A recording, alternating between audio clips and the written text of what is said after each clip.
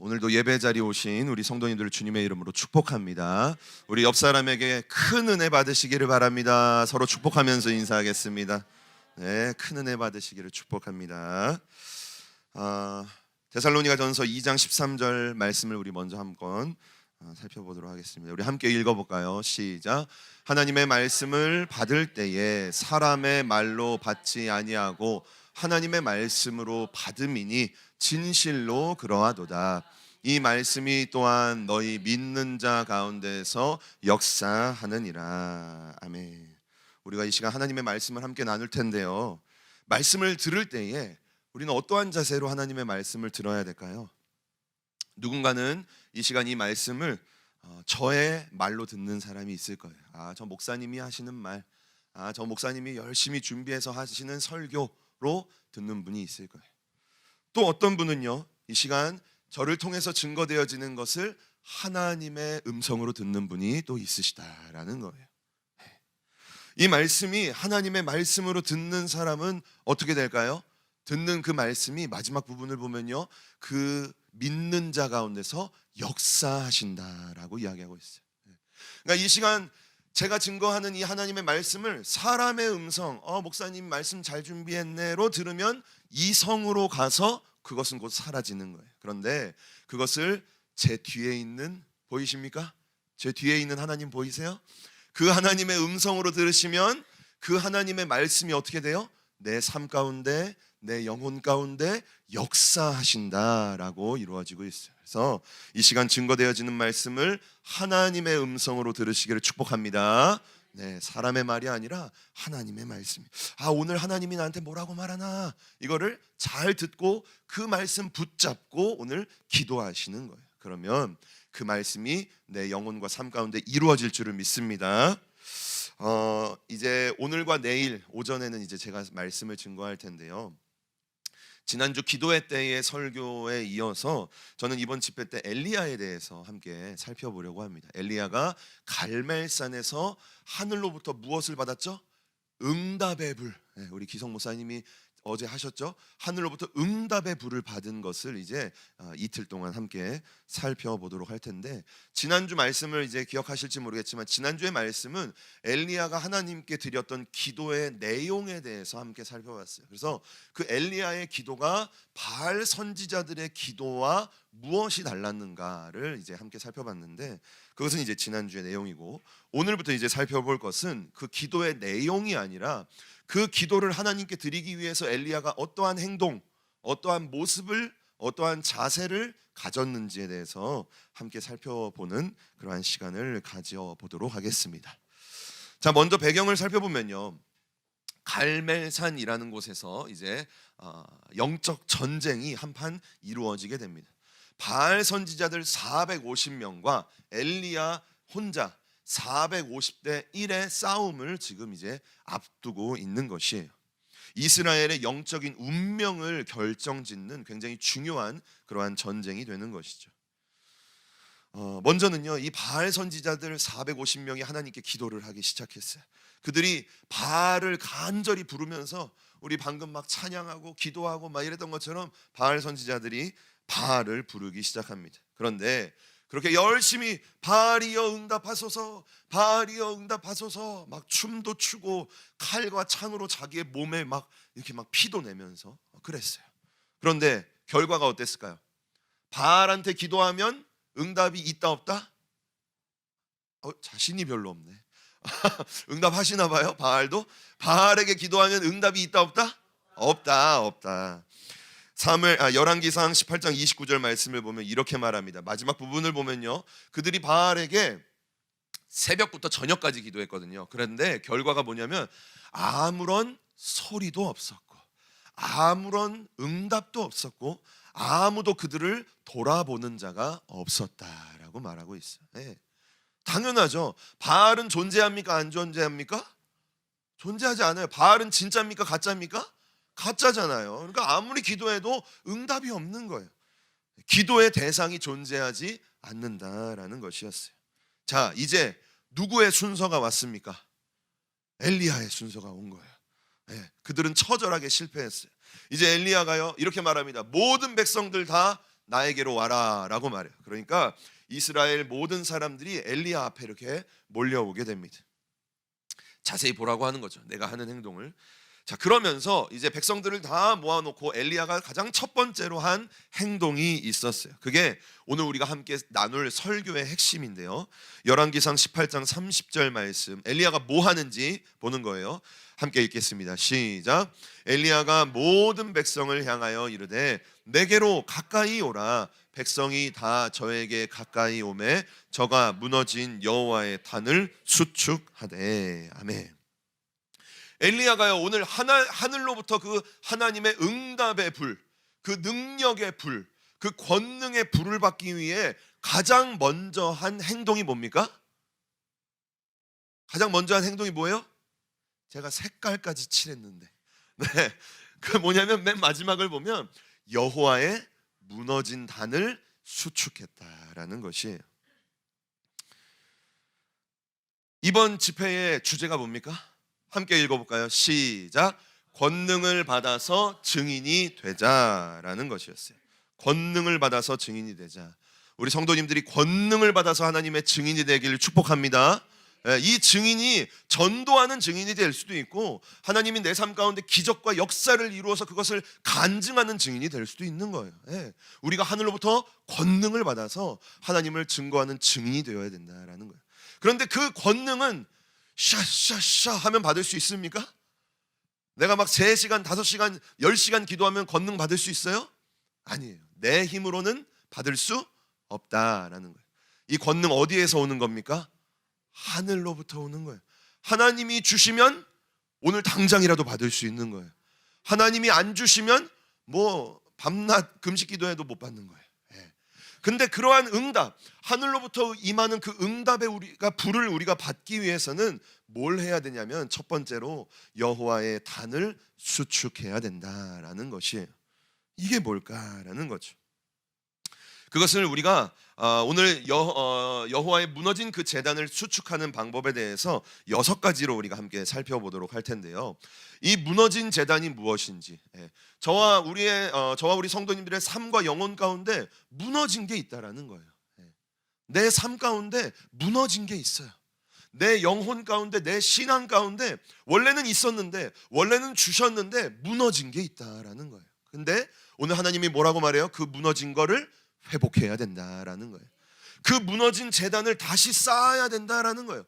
그래야 하나님의 응답의 불이 그 제단 가운데 임하게 된다라는 거죠. 그게 뭔지를 오늘 우리가 하나님의 음성을 들어야 되는 거예요. 아, 내가 오늘 회복해야 되는 게 이거구나. 이거 발견해야 돼요. 발견하기를 축복합니다. 네, 함께 살펴볼게요. 첫 번째, 우리가 무엇을 회복해야 되냐면, 함께 읽어보겠습니다. 시작. 거룩의 제단을 수축하라. 수축하라는 것은 다시 쌓다, 회복하다. 여호와 라파 할 때 라파가 수축하다라는 거예요. 그러니까 회복해라라는 거예요.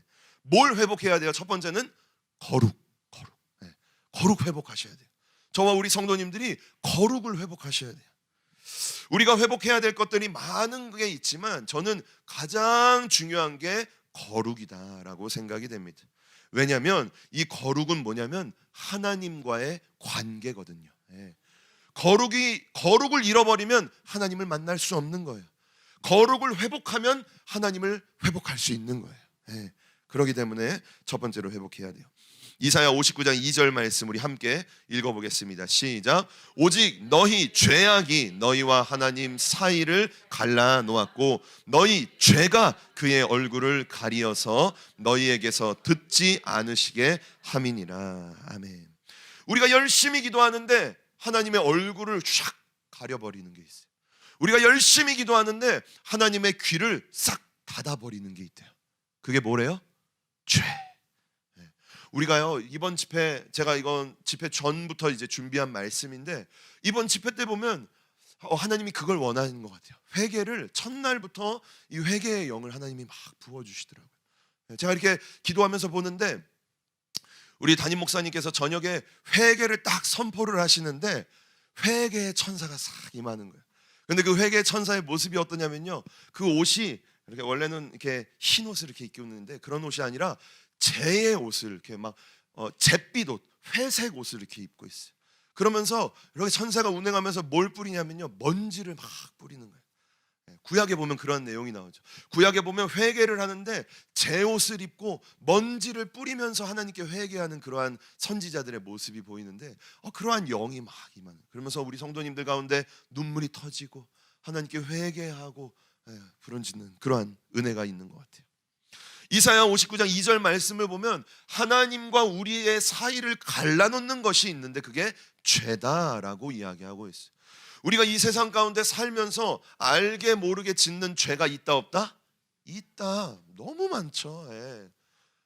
입술로 짓는 죄, 감정으로 짓는 죄, 생각으로 짓는 죄, 저놈 때문에 짓는 죄, 마귀 때문에 짓는 죄, 돈이 없어서 짓는 죄, 너무 많은 거예요. 그런데 그게요, 하나씩 하나씩 이렇게 쌓이면 어떻게 돼요? 지난주에 눈이 오는데, 눈이 이제 처음에 올 때는 뭐 아무것도 아닌 것 같아요. 그런데 밤새 눈이 오면 아침에 보면 눈이 어떻게 돼요? 이만큼 쌓여 있는 거예요. 죄도 마찬가지예요. 죄가 하나씩 하나씩 쌓이는 거예요. 그러면서 뭘 가려요? 하나님을 가리는 거예요. 하나님과 나 사이를 죄가 하나씩 하나씩 쌓이면 가려버리는 거예요. 그래서 내가 하나님께 주여라고 말해도 그 죄의 담 때문에 하나님께 기도가 상달이 안 되는 거예요. 들리지 않으시는 거예요. 그럼 응답할 수 없는 거예요. 하나님이 우리를 돌아볼 수가 없는 거예요. 뭐가 내 안에 있으면? 죄가 있으면. 그래서 우리는 그 죄를 어떻게 해야 돼요? 회개해야 되는 거예요. 회개해야 되는 거예요. 거룩의 첫 번째 단계는 회개다라는 거예요. 회개할 때 거룩이 회복될 줄을 믿습니다. 우리가 오늘도 회복해야 돼요. 첫째 날, 둘째 날 회복했잖아요. 오늘도 회개해야 되는 거예요. 어쩌면 하나님이 원하시는 거 마지막 날까지 회개하다가 돌아가는 게 은혜일 수도 있어요. 그것만 되면 모든 게 다 해결될 수도 있다라는 거예요. 회개의 은혜가 있기를 축복합니다. 그러면 하나님과의 관계가 회복되는 거예요. 레위기 19장 2절 말씀을 보면 우리 하나님은 어떠한 하나님입니까? 시작. 너는 이스라엘 자손의 온 회중에게 말하여 이르되 너희는 거룩하라. 이는 나 여호와 너희 하나님이 거룩함이니라. 하나님이 우리에게 명령하셔요. 명령이에요. 이건 명령. 해도 그만 안 해도 그만이 아니라 명령이에요. 뭘 명령하셔요 오늘? 거룩하라는 거예요. 너가 거룩해야 돼. 다른 거 바라보지 마. 거룩을 회복해야 돼. 세상에 묶여있는 그거 끊어버려야 돼. 세상으로 인해서 지었던 죄악들, 그 사람 때문에 지었던 그 죄악들, 이 감정에 끓는 것을 참지 못해서 지었던 죄악들, 그거 회개해야 돼. 그거 끊어버려야 돼. 그래야 하나님과의 이 관계가 뻥 하고 뚫릴 수가 있다라는 것이에요. 회복의 은혜가 있기를 축복합니다. 첫 번째는 회복의 재단, 잃어버린 회복, 그 거룩 회복해야 된다라는 거예요. 두 번째는 무엇이냐면요, 두 번째 한번 읽어봅니다. 시작. 관계의 재단을 수축하라. 아멘. 첫 번째는요, 하나님과의 수직적인 관계였어요. 그러면 두 번째는 무엇일까요? 이웃과의 수평적인 관계를 회복해야 된다라는 거예요. 그런데 이게 정말 힘들어요. 하나님과의 관계는요, 조금 노력하는 것 같아요. 왜냐면 이거 중요한 거 알잖아요. 이거는 뭐 누구나 다 알잖아요. 하나님과 관계 회복하는 거 다 알잖아요. 그런데 저 사람과 회복하는 거 그거 좀 어려운 거예요. 내 안에 있는 고집, 내 안에 있는 자존심, 나 때문에 어려운 거예요. 제가 기도하는데 우리 가운데, 여기에 계신 우리 가운데 이 관계가 무너져 있는 분들이 보이더라고요. 관계가 무너져 있는 거예요. 저 사람 때문에 너무 힘든 거예요. 저 사람 때문에 상처가 되는 거예요. 저 사람 때문에 자꾸 죄를 짓게 되는 거예요. 오히려 나 혼자 있으면 죄 안 지을 것 같아요. 근데 사람 때문에, 이놈 때문에 죄를 자꾸만 짓는 거예요. 마태복음 22장 말씀을 보면 한 율법사가 예수님께 질문합니다. 예수님, 율법 중에 가장 중요한 율법이 무엇입니까? 라고 물어봐요. 예수님 답하셔요. 하나님을 뭐하고? 사랑하고, 그리고 누구를 또 사랑해야 돼요? 이웃을 사랑해야 된다라고 이야기하시죠. 하나님을 사랑하는 그 사랑 동일하게, 경중이 없어요. 여기는 하나님 사랑하는 만큼 이웃도 사랑해야 된다라고 하나님 말씀하셔요. 그렇다면 우리의 이웃은 누구일까요? 우리의 이웃은 누구일까요? 우리의 이웃은요, 나를 벗어난 모든 사람을 말하는 거예요. 예. 그래서 그 이웃은 가족이 될 수도 있어요. 부모가 될 수도 있고 자녀가 될 수도 있고 내 옆에 있는 남편이 될 수 있고 아내가 될 수도 있고 형제와 자매가 될 수도 있고 친척과 이웃을 될 수도 있고 우리가 만나는 그 누군가가 될 수도 있다라는 거예요. 그 모든 사람이 다 이웃인 거예요. 또는 이웃은 누구냐면요, 내 마음을 힘들게 하는 그 사람이 나의 이웃이에요. 나를 불편하게 만드는 그 사람, 생각나는 사람 있습니까? 하나님이 생각나게 하시는 거예요. 불편하게 하는 그 사람, 내가 진작에 연을 끊고 살았던 그 사람, 아유 보기도 싫어, 그 사람 내 이웃이다라고 말씀하시는. 하나님은요, 그 사람과의 관계를 뭐 해야 된다? 회복해야 해요. 아 불편해, 불편해, 하나님 불편해, 이렇게. 근데 하나님이 사랑이라라고 말하는 거예요. 마태복음 5장을 보면요, 산상수훈에 예수님이 이웃과의 관계를 말씀하시면서 그 이웃과의 관계가 하나님과의 관계에 영향을 미친다라고 이야기하셔요. 마태복음 23장 23절과 24절 말씀 읽어봅니다. 시작. 그러므로 예물을 제단에 드리려다가 거기서 내 형제에게 원망을 들을 만한 일이 생각나거든 예물을 제단 앞에 두고 먼저 가서 형제와 화목하고 그 후에 와서 예물을 드리라. 아멘. 이 설교를 준비하면서요, 설교를 잠깐 멈출까라는 생각도 했어요. 그래서 자, 핸드폰 다 꺼내보세요. 생각나는 사람 있죠? 자, 지금 문자합니다. 이렇게 할까라고도 생각이 들었어요. 왜냐면 지금 생각나는 그 사람 있잖아요. 설교 들으면 아 그래, 하나님이 회복하라고 하나 보다. 그런데 이 예배 끝나면요, 그 마음이 싹 사라지는 거예요. 그죠? 회복할 마음이 들다가도 한번 연락해 볼까라는 마음이 들다가도 예배 끝나면 사탄이 싹 하고 가져가는 거예요. 그래서 예배 멈추고 이 시간 카톡 한번 합시다. 그 사람한테 내가 미안했어, 내가 당신 용서합니다, 내가 당신 사랑할게요, 내가 당신을 위해서 기도할게요 라고 할까라고도 생각이 들었는데 시간상 넘어가겠습니다. 연락하시기 바랍니다. 네, 그 사람, 원수 같은 그 사람, 내가 사랑할 수 없는 그 사람, 관계를 회복해야 된다라는 거예요. 오늘 이 말씀을 보면요, 예배를 드리러 지금 하나님께 가고 있는 거예요. 그러다가 누가 생각나요? 그 원수가 여기는 아니죠. 그 형제가 나에게 원망을 할 만한 일이 생각나는 거예요. 그러니까 내가 잘못한 거예요. 이거는 내가 잘못한 거예요. 아침에 우리 성도님들 이 교회 나오기 전에 가정에서 남편이 밥 좀 차리라 하는데 당신이 차려 먹어 하고 그냥 확 와버렸어. 나 교회 가야 돼 하고 와버렸어. 그러면 남편이 어떻게 생각할까요? 에휴, 지 남편이나 챙기지 무슨 교회 가서 뭘 한다고, 맨날 그렇게 기도해봐라. 그렇게 원망 들을 만한 일이 생각나거든 뭐 하래요? 집에 가세요. 지금 집에 가세요. 밥 차려주시고 이곳에 와라 라고 말하고 있는 거예요. 그 관계가 하나님과의 그 관계에 영향을 미친다라는 거예요. 그 사람의 원망을 하나님이 들으시고 우리의 은혜의 통로를 막으실 수도 있다라는 거예요. 그러니까 이거는 무서운 거예요.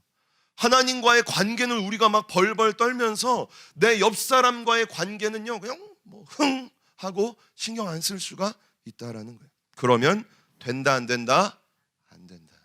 그 사람을 하나님처럼 사랑하셔야 돼요. 그래야 하늘의 문이 열린다라는 거예요. 쉬울까요? 어려울까요? 저도 어려워요. 저도 말씀을 증거하는 저도 어려워요. 근데 그렇게 해야 됩니다. 하나님의 말씀입니다.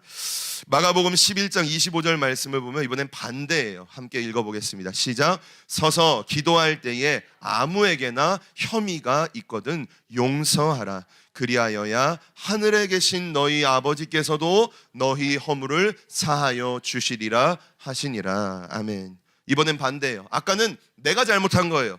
그런데 이번에는 누가 잘못한 거예요? 그 사람이 잘못한 거예요. 나한테. 서서 두 손을 들고 하나님께 주여 하고 기도하는데 어떤 사람이 생각나는 거예요. 그때 내 돈 떼어먹은 그놈 뭐 있는지 몰라요. 그냥 막 말하는 거예요. 예. 누군가 내가 어렸을 때 나에게 그 깊은 상처를 줬던 뭐 누군가가 될 수도 있어요. 예. 나의 마음에 어려움을 줬던 그 사람이 생각날 수도 있어요. 예. 그런데 오늘 이 말씀을 보면 뭐 하래요? 그 사람을, 나한테 상처 준 그 사람 뭐 하래요? 용서해라 라고 말해요. 하나님이 그 사람 내가 열심히 지금 기도하려는데 하나님이 그 사람 왜 생각나게 할까요? 그 원수 같은 사람. 아유, 기분 나쁘게. 그 사람 생각나면 어떻게 해야 돼요? 아유, 기분 나쁘게 그 사람 왜 생각나는 거예요? 저희가 예수의 이름으로 떠나갈지어다 하고 열심히 기도하면 될까요? 아니요. 하나님이 뭐 하라고? 용서하라고. 그 사람 사랑하라고. 그 사람 위에 기도해 주라고. 원수 사랑하라 라고 하나님 말씀하시잖아요. 원수를 위해 기도해 주고 축복해 주라 라고 말씀하시잖아요. 그 기회를 나에게 주시는 거예요. 오늘 혹시나 기도할 때 어떤 사람 생각나면 용서해 주시길 바랍니다. 그 사람 위해 기도해 주시기 바랍니다. 혹시나 내가 잘못한 그 사람 생각나면 연락하시고 용서를 구하시기를 바랍니다. 관계가 회복돼야 하나님과의 그 은혜의 통로가 열린다라는 거예요. 그래서 두 번째는 무엇이냐면 이웃과의 그 무너진 관계를 우리가 회복해야 된다. 그래야 응답의 불이 우리에게 일어날 수 있다. 떨어질 수 있다라는 것입니다. 세 번째 내용은요, 예배의 제단을 수축하라. 우리 함께 읽어볼까요? 시작. 예배의 제단을 수축하라. 아멘. 무엇을 회복해야 돼요? 예배를 회복해야 돼요. 우리 가운데 예배의 회복의 역사가 있기를 축복합니다. 우리의 예배가, 나의 예배가 하나님 앞에 회복되어야 된다라는 것이에요. 말라기서를 보면요, 구약의 마지막 때의 모습을 이 말라기서가 기록을 하고 있어요. 마지막 때가 되면 무엇이 무너지는지 아십니까? 뭐가 무너지는지 아세요? 마지막 때가 되면 예배가 무너진다라는 거예요. 이 말라기서의 이스라엘 백성들의 모습을 보면요, 예배가 그냥 완전히 무너져 버렸어요. 하나님이 뭐라고 말하냐면요, 1장 말씀을 보면 너희가 나에게 더러운 떡을 가져오고, 그러니까 예배를 안 드리는 거 아니에요. 하나님 믿는 사람들이고 하나님께 봉헌도 하고 예배도 드려요. 그런데 그들이 하나님께 더러운 떡을 가져와요. 병든 재물을 가져와요. 훔친 물건을 가져다가 하나님께 바친다라는 거예요. 무슨 모습이에요? 이스라엘의 예배가 무너졌다라는 거예요. 너무나 형식적이고 너무나 의무적인 예배를 그들이 하나님께 드리고 있다라는 것입니다. 예배는요, 하나님과의 놀라운 교통이 임하는 시간입니다. 우리가 이 시간 예배하잖아요. 예배를 통해서 하나님의 응답이 우리에게 이루어질 줄 믿습니다. 예배를 통해서 하나님의 은혜가 부어질 줄을 믿습니다. 예배를 통해서 힘과 권능이 부어질 줄을 믿습니다. 예배를 통해서 하나님의 뜻이 분별될 줄을 믿습니다. 예배를 통해서 우리의 영혼의 기쁨과 감사와 경배가 회복될 줄을 믿습니다. 이 모든 것들은요, 예배를 통해 일어난다라는 거예요. 그래서 우리들에게 있어서 예배는 곧 축복이다라는 거예요. 여기에 오신 분들 이미 뭐 받았어요? 축복받은 분들인 거예요. 그리고 하나님은요, 예배를 너무 좋아하시는 분이에요. 그렇죠? 하나님이 제가 이번 집회를 위해서 하나님 이번 집회 가운데 어떠한 영적인 역사가 일어날까요? 기도하는데 뭐 다른 것도 물론 하나님이 말씀하시지만 하나님이 이 예배를 기뻐하신다 안 기뻐하신다? 기뻐하신다라는 거예요. 내가 기도하고 있는 게 응답이 되든 응답이 안 되든 하나님이 이 집회를 하는 것 자체를, 이 집회에 나아오는 것 자체를 하나님이 뭐 하신다? 기뻐하신다라는 거예요. 너무 좋아하시는 거예요. 그래서 우리가 천국 가면 날마다 뭐예요? 천국에서 예배 드리잖아요. 예배. 지금 예배가 지겨우시면 천국 가면 안 돼요. 우리는 천국에 가서 날마다 하나님을 경배하고 날마다 하나님을 예배하게 된다라는 거예요. 이사야 43장 21절 말씀을 보면 하나님이 우리 성도님들을 창조하신 이유가 나와요. 함께 읽어볼게요. 시작. 이 백성은 내가 나를 위하여 지었나니 나의 찬송을 부르게 하려 함이니라. 아멘. 하나님이 우리를 만드시고 우리를 지으신 목적이 뭐예요? 찬송하라고, 하나님께 예배하라고 우리를 창조하신 거예요. 그러라고 우리를 이 땅에 보내신 거예요. 그러라고 우리에게 생명을 주신 거예요. 그러라고 내가 지금까지 살아있는 거예요. 뭐 하라고? 예배하라고. 하나님 찬양하라고, 하나님 경배하라고, 그분만으로 인하여서 기뻐하며 살라고 우리를 이 땅에 보내셨다라는 것입니다. 그런데요, 이 예배가 신앙생활한 지 5년이 되고 10년이 되고 20년이 되고 신앙생활 30년이 되고 저같이 목사가 되고 그러면 예배의 매너리즘에 빠지게 돼요. 새벽 예배 맨날 드리고 낮 기도 맨날 하고 저녁 예배 맨날 하고 수요 예배, 금요 예배, 주일 1부, 2부, 3부, 4부 이렇게 예배를 계속 드리다가 보면요, 예배의 감격을 잃어버릴 때가 있다라는 거예요. 그냥 예배가 의무가 되는 거예요. 아, 주일이구나, 가야지. 그래서 예배 자리에 오는 거예요.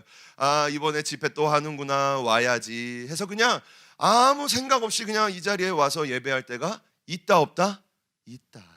특별히 저 같은 목사들은요, 예배를 준비하는 이러한 입장이잖아요. 그러다 보면 예배가 일이 될 때가 있어요. 일처럼 찬양 준비하고 일처럼 말씀 준비할 때가 있어요. 정말 그 영혼을 향한 간절한 마음, 정말 최고의 것을 하나님께 드려야 되는 그 마음을 잃어버릴 때가 있다라는 거예요. 저도 그렇고 우리 성도님들도 그렇고 예배의 제단이 무너지게 되는 것이지. 우리는요, 어떻게 해야 돼요? 이 예배의 무너진 제단을 회복해야 된다라는 거예요. 그 예배의 감격을 회복해야 된다라는 거예요.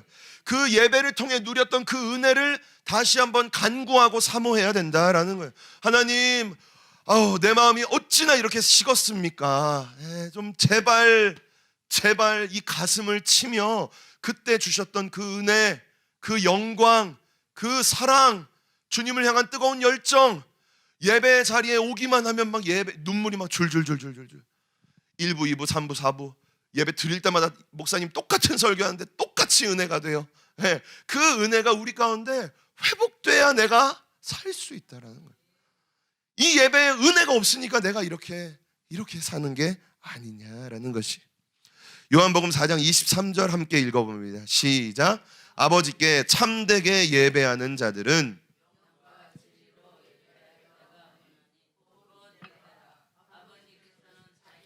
이렇게 예배하는 자들을 찾으시느니라. 아멘. 하나님은요, 참된 예배를 드리는 사람을 찾으신다라는 거예요. 지금 우리가 여기 앉아서 똑같이 예배드리지만 하나님은요, 이렇게 만원경으로 이렇게 보고 계시는 거예요. 우리 김 집사가 예배 잘 드리나, 누가 예배 지금 여기서 누가 참된 예배를 드리고 있나, 하나님은요 찾으신다라고 이야기하고 있어요. 누가 지금 이 시간에 영과 진리 안에서 예배를 드리고 있는가, 하나님은 그 예배자를 지금 찾고 계신다라는 것이에요. 저와 우리 성도님들이 이 시간 영과 진리 안에서 예배할 수 있기를 축복합니다. 저와 우리 성도님들이 하나님이 찾으시는 예배자가 되기를 축복합니다. 하나님이 그 주시는 예배의 감격, 그 은혜가 우리에게 회복되기를 축복합니다. 우리는요, 무엇을 회복해야 돼요? 예배를 회복해야 돼요. 예배의 이 제단을 회복해야 돼요. 그래야 그 회복된 제단 안에 뭐가 임합니까? 응답의 불이 임한다라는 거예요. 예배가 회복되어야 예배를 통해서 하나님의 은혜가 우리 가운데 부어진다라는 거예요. 응답이 부어지고 은혜가 부어지고 권능이 부어지고 능력이 우리에게 부어진다라는 거예요. 예배의 제단을 회복하기를 축복합니다.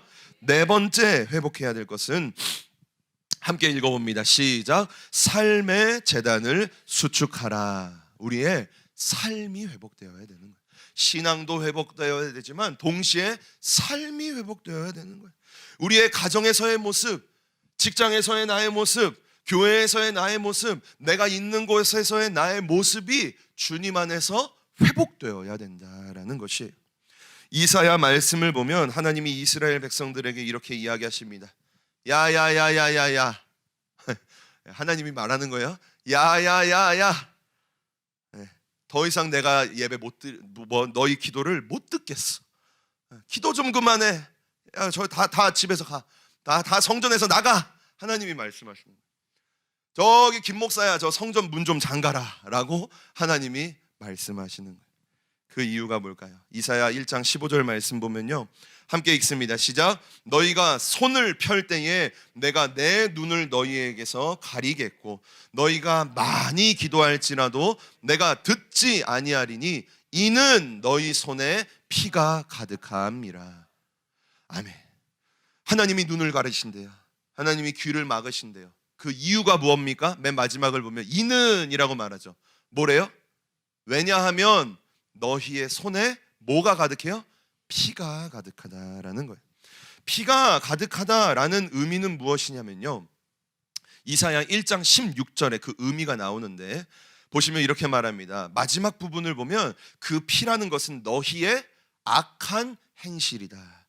너희의 행악을 버려라 라고 이야기하고 있는 거예요. 하나님이 우리의 기도에 응답을 안 하세요. 하나님이 그렇게 좋아하시는 예배를 하나님이 그만 드리래요. 성전에서 다 나가라 라고 말하시는 거예요. 그 이유가 뭐예요? 너의 삶을 좀 봐라 라고 말하시는 거예요. 너가 삶 속에서 죄를 짓고 있고 너가 삶 속에서 정직하지 않고 너가 삶 속에서 그렇게 살고 있는데 나에게 와서 예배를 드릴 수 있겠니? 그러한 이중적인 예배를 내가 받을 수 있겠니? 라고 하나님이 말씀하시는 거예요. 너의 삶을 회복하고 나서 나에게 와라 라고 하나님이 말씀하시는 거예요.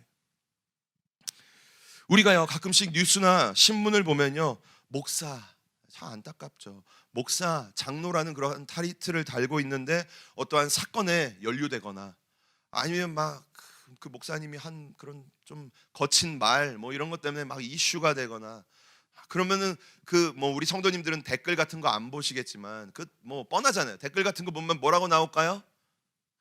기독교 욕하고 막, 개독교 막, 너네나 잘해라 막 이런, 뭐 이러니 맨날 욕 먹지 뭐 이런 댓글들이 막 달리는 거예요. 너무 마음이 아픈 거죠. 그런데요, 반대로 생각하면 나는 어떻습니까? 우리 성도님들의 모습은 어떠세요? 삶 속에서 내가 내 삶 속에서 나는 믿지 않는 그 사람들한테 무슨 평가를 받고 있어요? 나는 믿지 않는 그들에게 칭찬받고 있습니까? 당신 예수님 믿더니 정말 존경할 만해. 당신 그 뭐 교회 다닌다더니 막 많이 변화됐네. 이런 칭찬, 우리는 과연 우리의 삶은 떳떳하냐라는 거죠. 하나님이 받으시기에 부끄러움 없는 삶이냐라는 것을 물어보고 싶은 거예요. 우리는 무엇을 회복해야 됩니까? 삶의 모습을 회복해야 되는 거예요. 삶의 재단을 회복해야 되는 거예요. 나의 입술을 회복해야 되는 거예요. 나의 감정과 생각을 회복해야 되는 거예요. 나의 모습을, 그들에게 보여지는 나의 모습을 회복해야 된다라는 거예요. 정직을 회복하고 온전함을 회복하고 순결함을, 거룩을 우리가 회복해야 된다라는 것입니다. 로마서 12장 1절 말씀을 보면 이렇게 말합니다. 함께 읽어볼게요. 시작. 그러므로 형제들아, 내가 하나님의 모든 자비하심으로 너희를 권하노니 너희 몸을 하나님이 기뻐하시는 거룩한 산 제물로 드리라. 이는 너희가 드릴 영적 예배니라. 아멘. 하나님께 예배 드리는데, 하나님께 제사를 드리는데 뭘 드리래요? 색깔로 칠해. 저의 모든 질문은 힌트가 다 있어요. 중간에 보면 색깔로 칠해놓은 거, 뭘 드리래요? 내 몸뚱아리를 하나님께 드리래요. 이거는 헬라어로 봐도 진짜로 우리의 몸뚱아리를 말하는 거예요. 그거를 제물로 드리래요. 자, 제물로 한번 드려보세요. 어떻게 드릴 거예요? 각을 떠서 이렇게 태워서 하나님께 드리겠습니까? 그럴 수가 없죠. 여기서 말하는 우리의 몸을 드리라는 건 이 설교의 흐름상 우리의 삶을 드리라는 거예요. 주일날 나와서 하나님께 예배 드릴 때에 나의 일주일의 삶을 하나님께 드리는 거예요. 그 일주일을 살면서 내가 했던 말, 내가 했던 생각, 내가 했던 믿음의 고백들, 뭐 내가 했던 예배, 내가 했던 모든 것들을 하나님께 다 드리는 거예요. 그것을 거룩한 산 제물로 드려야 된다라고 성경이 이야기를 하고 있는 거죠. 그것이 맨 마지막을 보면 하나님이 받으시기에 합당한 영적인 예배다라고 말하고 있어요. 이거는 영적인 예배가 아니라 합당한 예배다라는 거예요. 하나님이 받으시는 예배다라고 이야기를 하고 있습니다. 우리에게 있어서요, 삶과 신앙은요, 우리에게 있는 마치 두 날개와 같은 거예요. 한번 생각해 보세요. 삶 그리고 신앙은요, 날개예요. 우리 성도님들에게 있는 날개. 그러면 이 날개 중에 하나가 신앙은 이만해요. 그런데 삶은 요만해요. 그러면 날 수 있어요, 없어요? 못 날죠. 이것만 막 이렇게 막 하고 있고 여기는 막 이렇게 날고 있으면요, 그냥 빙글빙글 돌 수밖에 없는 거예요. 신앙과 삶이 균형을 이루어야 된다라는 거예요. 내가 하나님께 열심히 믿음 생활하고 내가 하나님께 충성하고 봉사하고 헌신하는 만큼 내 삶의 모습이 온전해야 된다라는 거예요. 삶 속에서도 내가 거짓을 행하지 않고 사업이나 어떠한 일을 행할 때에, 어떠한 직장에 다닐 때에 거짓을 행하지 않고 하나님께 정직함으로 내 모든 것을 드리고, 그리고 내 입술과 내 생각과 내가 하고 있는 모든 것들이 거룩할 수 있어야 된다라는 거예요. 이 두 가지가 균형을 이루어야 된다. 우리의 삶의 재단이 회복되어야 된다라는 거예요. 저와 우리 성도님들의 삶이 회복되기를 축복합니다. 우리의 입술이 회복되고 우리의 생각과 감정이 회복되기를 축복합니다. 그러한 은혜가 있어야 돼요. 그리고 다섯 번째, 2개 남았습니다. 다섯 번째는요, 함께 읽어볼까요? 시작. 은사의 재단을 수축하라. 은사가 회복되기를 축복합니다. 은사 까먹으신 분들 보여요. 네, 은사 회복해야 돼요. 은사, 하나님이 나에게 주신 선물이잖아요. 고린도전서 7장 7절 말씀을 보면 목사님 저는 은사 없는데요? 라고 하시는 분들 말씀을 보시기 바랍니다. 시작. 나는 모든 사람이 나와 같기를 원하노라. 그러나 각각 하나님께 받은 자기의 은사가 있으니 이 사람은 이러하고 저 사람은 저러하니라. 자, 나 은사 받은 거 없다. 손 말씀드릴게요. 없네요. 역시 좋아요. 고린도전서 7장 7절 말씀을 보면 하나님이 뭐라고 말해요? 하나님 나 은사 없는데요? 그럼 하나님이 뭐라고 말해요? 고린도전서 7장 7절 봐라. 거기 뭐라고 나와요? 각각 받은 은사가 있다라고 말하고 있어요. 이 사람은 이러하고 저 사람은 저러하다라는 것이에요. 우리가 보통 은사라고 하면 뭐 생각하십니까? 우리 성도님들 마음에도 은사 없으신 분 했을 때 뭐 생각하셨어요? 방언, 통변, 예언, 신유 이런 거 생각하셨죠? 축사. 우리는 보통 그걸 쉽게 생각해요. 그걸 은사라고 말해요. 그런데 성경이 말하는 은사는요, 그런 것뿐만 아니라 신령한 것들 외에 성경에서는 뭐라고 말하냐면 믿음, 은사다. 사랑, 누군가를 막 특별하게 사랑하는 마음이 있습니까? 은사예요. 헌신, 막 나도 모르게 막 야, 이거라도 가져. 막 이런 분들이 있어요, 진짜로.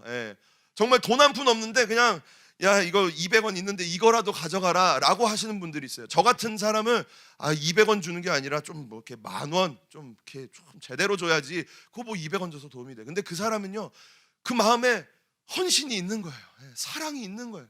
뭐라도 쥐어지지 않으면 지나갈 수가 없는 그러한 마음. 그거 은사예요, 은사.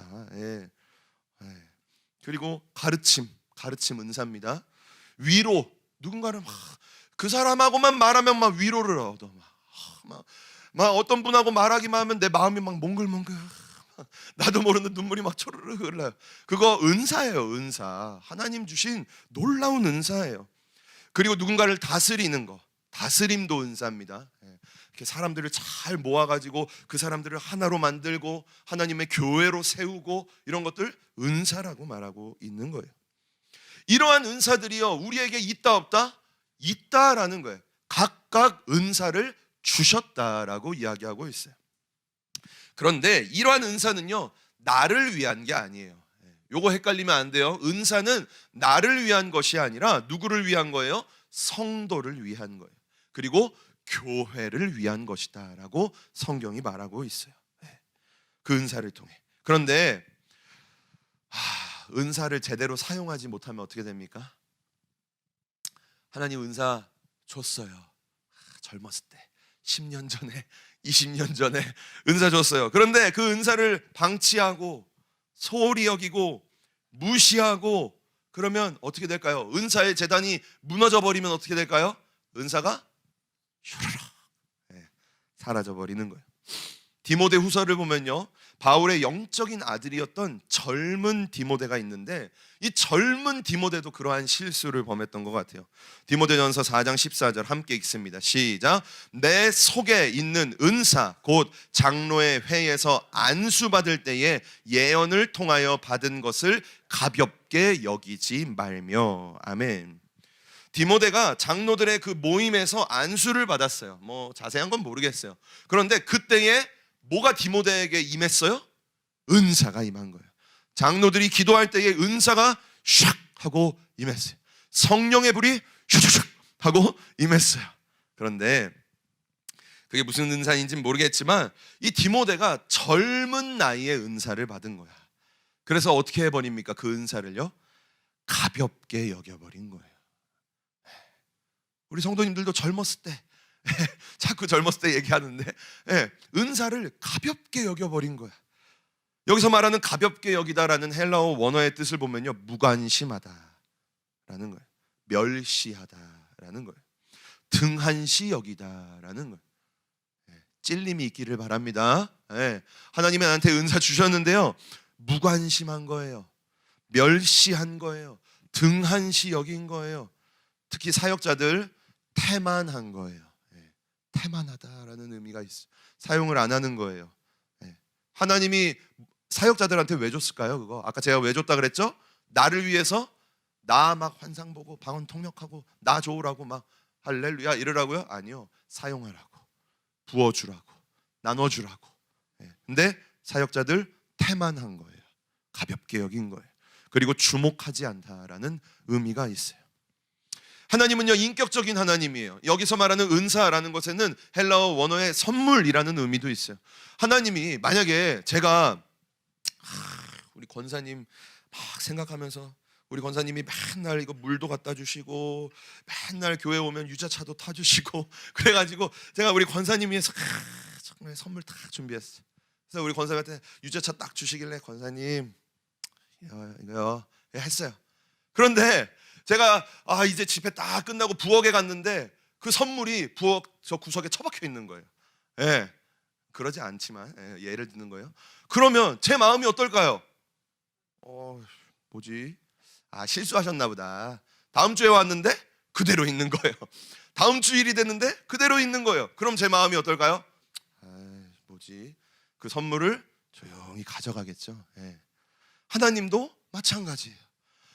하나님의 주신 은사, 성도를 위해 사용하라고, 교회를 위해 사용하라고, 영적인 유익을 위해 사용하라고 주셨는데 그걸 가볍게 여긴 거예요. 소홀히 여긴 거예요. 그럼 하나님 어떻게 합니까? 싹 가져가시는 거예요. 디모데도요 그랬던 거예요. 디모데도 이랬어요. 가볍게 여겼어요. 그랬더니 디모데에게 있었던 은사가 어떻게 됩니까? 사라지는 거예요. 없어지는 거예요. 나중에 보면 디모데후서 1장 6절 말씀을 보면 바울이 디모데에게 또 이렇게 편지합니다. 우리 함께 읽어보겠습니다. 시작. 그러므로 나의 안수함으로 내 속에 있는 하나님의 은사를 다시 부릴 듯 하게 하기 위하여 너로 생각나게 하노니. 아멘. 우리 하나님 좋은 하나님, 나쁜 하나님? 좋으신 하나님, 너무 좋으신 하나님이에요. 나는 하나님의 은사를 가볍게 여겼어요. 소홀히 여겼어요. 등한시 여기고 태만했어요. 그래서 하나님의 은사를 잃어버렸어요. 그런데 우리 하나님 오늘 뭐라고 우리에게 말씀하십니까? 또 줄게 라고 말씀하시는 거예요.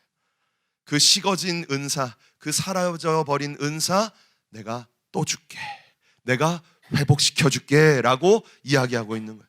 사도 바울이 오늘 디모데에게 뭐라고 편지합니까? 내가 너에게 안수함으로 그 은사를 다시 부릴 듯 일어나게 할 것이다 라고 이야기하고 있는 것이에요. 오늘 우리에게 이러한 은혜가 있기를 축복합니다. 우리 성도님들 기도할 때, 우리 목사님들이 안수할 때에 하나님의 역사가 우리 성도님들에게 흘러가고 그 은사의 불길이 다시 한번 우리 가운데 불일 듯 일어나기를 주님의 이름으로 축복합니다. 믿음이 있으면 회복될 줄 믿습니다. 믿음이 있으면 다시 주실 줄 믿습니다. 다시 가져가서요, 나를 위해서 사용하지 않아요. 다시 줄 거예요. 하나님이 우리 성도님들에게 회복시켜 주시기를 축복합니다. 은사의 재단이 수축되어야 된다. 마지막 6번째, 함께 읽어봅니다. 시작. 사명의 제단을 수축하라. 아멘. 하나님은요 우리를 선택하셨어요. 우리 사랑하는 권사님, 우리 하나님 뜻이니까, 네, 사랑하는 우리 성자, 사랑하는 우리 진영이, 이렇게 사랑하는 우리 선관이, 하나님이 우리를 선택하셨어요. 이 세상 가운데. 언제 선택했어요? 창세 전에 선택하셨어요. 우리가 이 땅에 존재하지 않을 때부터 선택하셨어요. 그리고 하나님은요 우리에게 뭘 주셨을까요? 우리를 향한 계획과 우리를 향한 사명을 주셨다라는 거예요. 너는 저 땅에 가가지고 이런 일을 하고 와 라고 우리를 보내신 거예요. 그냥 돌림판 돌려가지고 이번에 길진영 가라 이렇게 한 게 아니라, 저에게 하나님이 특별한 저만이 할 수 있는 계획과 그 사명을 가지고 이 땅에 보내진 거예요. 우리 모두도 마찬가지예요. 이거는 사명자, 목사뿐만 아니라 우리 모두에게 하나님이 계획과 뜻과 사명을 주셨다, 안 주셨다? 주셨다라는 거예요. 자, 가슴에 손을 얹습니다. 한번 함께 고백합니다. 나에게는 사명이 있습니다. 한 번 더, 나에게는 하나님의 계획이 있습니다. 그 계획을 발견하기를 축복합니다. 네, 사명이 있고 계획이 있어요. 그런데 하나님이 주신 그 사명을요, 이것도 아까 은사랑 조금 비슷한 것 같아요. 하나님이 주셨는데 내가 조금 소홀히 여긴 거예요. 하나님이 분명히 나한테 줬는데 죄 많은 이 세상 가운데 돌고 죄 많은 이 세상 가운데 살다가 그 주신 사명을요 놓쳐버린 거예요. 돌다가 놓쳐버린 거예요. 잃어버린 거예요. 흐려져 버린 거예요. 그 사명이. 그런데 하나님이 오늘 우리에게 뭐라고 말씀하십니까? 그 사명을 뭐 하래요? 회복해라 라고 말하고 있는 거예요. 사명 회복하시길 축복합니다. 주님이 그때 주셨던 그 뜨거운 열정 회복하기를 축복합니다. 네, 회복해라 라고 우리에게 말씀하고 있어요. 예수님이 잃어버려도 은사를 또 주셔요. 사명을 잃어버려도 사명을 또 주신다라는 거예요. 너무 좋은 분이에요, 우리 예수님. 예수님이 베드로한테 탁 나타나요. 그러면서 베드로, 여러 가지 사건이 있지만 베드로에게 뭐라고 말합니까? 요한복음 21장 15절 말씀을 보면, 결론적으로 보면, 중간 부분을 보면 예수님이 뭐라고 말합니까? 베드로야, 너가 나 사랑하니? 라고 말해요. 베드로는요 예수님 배신했잖아요. 소명 줬는데, 사명 줬는데요, 휙 하고 뒷발길질 샥 하고 자기 살 길, 주님 나 먹고 살기도 바빠요. 목구멍에 포도칠하기 바쁩니다. 주님 갑니다. 안녕. 사람 낚다가는 저 굶어 죽겠어요. 물고기 잡으러 갈게요 라고 갔어요. 베드로는 그랬어요. 그런데 우리 예수님 베드로 쫓아오셔가지고 뭐해요? 너 나 사랑하니? 라고 말하는 거예요. 그 죄책감에 쌓여 잡혀 있고 예수님 배신했다는 그 무너진 마음, 사명 감당 못했다는 그 낙심된 마음에 사로잡혀 있는 나에게 예수님 찾아오셔서 이렇게 말하는 거예요. 너 나 사랑하니? 라고 말하는 거예요. 너 나 사랑하니? 너 한 번 더 내 사명 감당할 수 있겠니? 라고 말하는 거예요. 베드로가 뭐라고 말해요? 그렇습니다. 저 주님 사랑해요. 다시 한번 그 사명 감당할게요 라고 말하니까 예수님 뭐라고 말해요? 나의 어린 양을 먹여라 라고 말해요. 먹여라, 치라, 먹이라 3번을 말씀하시면서 그 무너진 베드로의 마음, 잃어버렸던 그 사명을 다시 한번 베드로에게 상기시켜 주는 거예요. 너가 이 땅을 살면서 내가 이거 하라고 보내줬는데 너 요거 잃어버렸더라? 요거 잘 감당하고 와야 돼. 갔다 와 하고 이렇게 보내셨어요. 그런데 휙 하고 잃어버렸어요. 그런데 우리 예수님 그 땅에 떨어진 거 다시 주워가지고, 야, 너 요거 잃어버렸어. 너 이거 해야 나한테 칭찬받잖아. 너 이거 해야 나한테 당당할 수 있잖아. 너 이거 해야 하늘에 상급이 있을 수 있어. 다시 한번 할 수 있겠니? 라고 우리 예수님이 말씀해 주시는 거예요.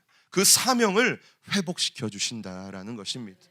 우리의 가정을 향한, 우리의 삶을 향한, 우리의 교회를 향한, 불쌍한 영혼들을 향한 그 사명 회복하기를 주님의 이름으로 축복합니다.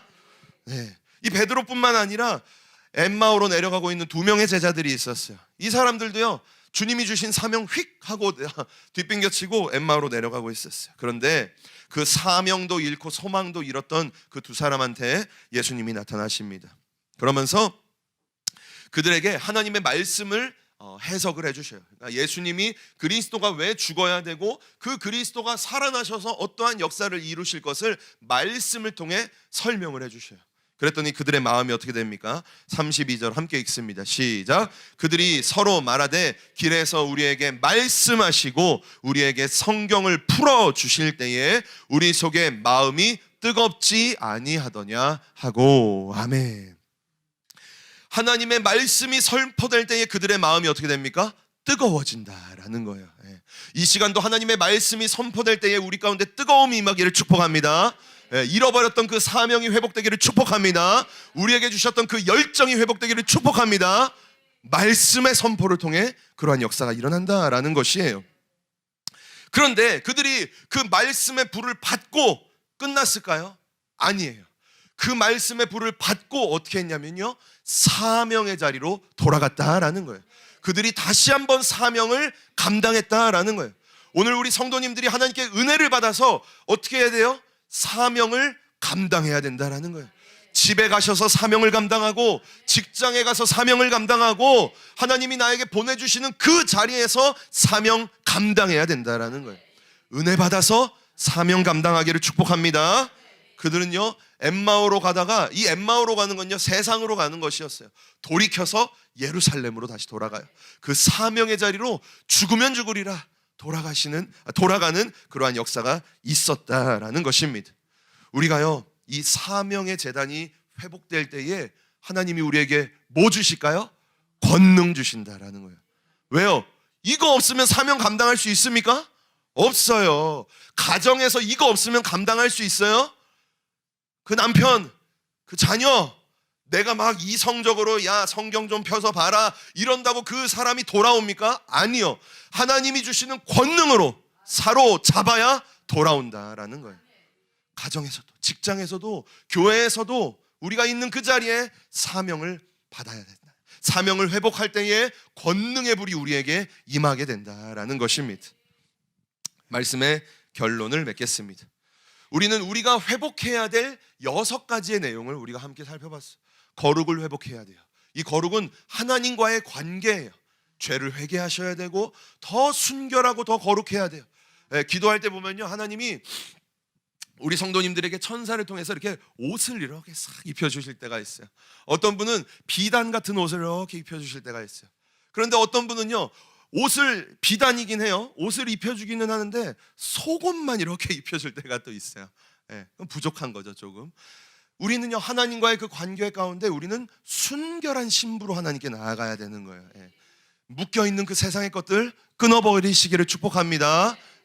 지은 죄 오늘도 그 회개의 은혜가 있기를 축복합니다. 두 번째는 관계가 회복돼야 돼요. 수직적으로 하나님과의 관계가 회복됐으면 이번엔 이웃과의 관계가 회복돼야 돼요. 생각나는 사람, 내가 원수와 같이 생각했던 그 사람 축복해 주셔야 돼요. 용서하셔야 돼요. 내가 혹시나 실수했던 그 사람 용서를 구하셔야 돼요. 내가 미안했어, 내가 당신을 위해 기도하고 있습니다, 내가 그때는 잘못했습니다. 연락하시고 관계의 회복이 있기를 축복합니다. 세 번째는요 무너진 예배가 회복되어야 돼요. 그때의 그 예배의 감격, 그 예배의 뜨거운 열정, 찬양만 들어도 막 눈물이 나는 그 뜨거움 회복되기를 축복합니다. 네 번째는 삶이 회복되어야 돼요. 우리의 입술이 회복되어야 돼요. 어제 우리 목사님 말한 것처럼 주님 눈을 좀 뜨게 하셔서 그 제단 숯불로 내 입을 좀 찢어주세요. 이 불평불만하는 이 입술 찢어주세요 하나님. 아우 정말 이 입술이 정말 우리 목사님 말했잖아요. 혀를 뽑아서 짖어가지고 좀 이제는 좀 주님께 감사만 하고 주님께 기쁨만 올려드리고 긍정적인 말 할 수 있다, 해보자 이런 말만 할 수 있도록 그러한 삶이 우리 가운데 회복되어야 된다라는 거예요. 마지막으로는 은사, 주님이 나에게 주셨던 그 은사가 회복되기를 축복합니다. 또한 사명이 회복되어야 돼요. 사명 붙잡고 우리는 끝까지 살아가야 됩니다. 우리에게 호흡이 있고 우리에게 생명이 있는 건요 아직 내가 감당해야 될 사명이 있다라는 거예요.